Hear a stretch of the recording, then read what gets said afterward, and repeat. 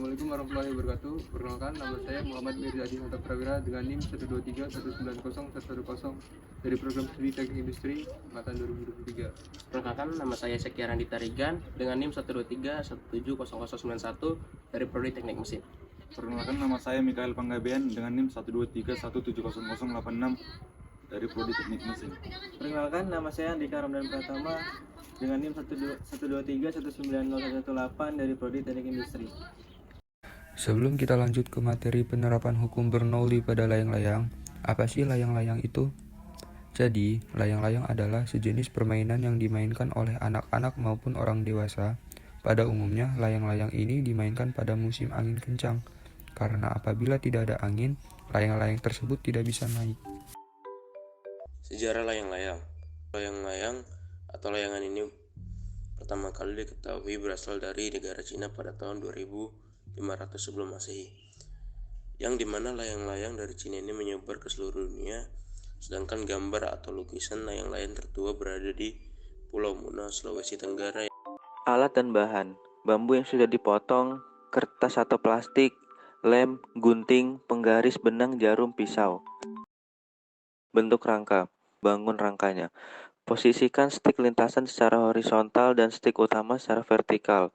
Satukan kedua stik dengan posisi titik tengah di atas tanda kepala layang-layang. Saat ini kamu mendapatkan rangka berbentuk plus. Selanjutnya, ikat bagian tengah yang disatukan menggunakan benang, pastikan ikatannya kuat. Rangka benang tepi.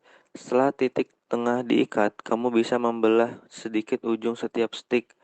Belahan ini akan menjadi sela untuk mengikat benang pinggir. Ikat benang pada salah satu stik, tetapi sisa benangnya jangan dipotong, melainkan langsung dihubungkan ke ujung stik lainnya. Benang yang terhubung akan menjadi rangka tepi layang-layang. Agar layang-layang terbang maksimal, kamu harus membuat ikatan benang tengah lebih panjang dari 12 cm. Hal ini dimaksudkan untuk membuat tiang tengah melengkung ke bawah. Buat badan layangan. Jika rangka layang-layang telah kuat dan presisi, Anda bisa membuat badan layang-layang. Langkah utama adalah baluri stik utama bambu dan lintasan dengan lem pada satu sisinya. Menempelkan rangka ke kertas layangan akan mempermudah proses pemotongan kertasnya.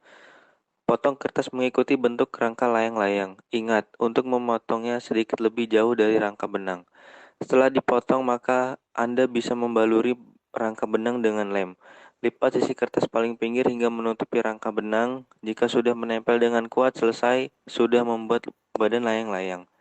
Ikatkan benang. Cara membuat layang-layang dari bambu yang terakhir adalah memasang benang kendalinya.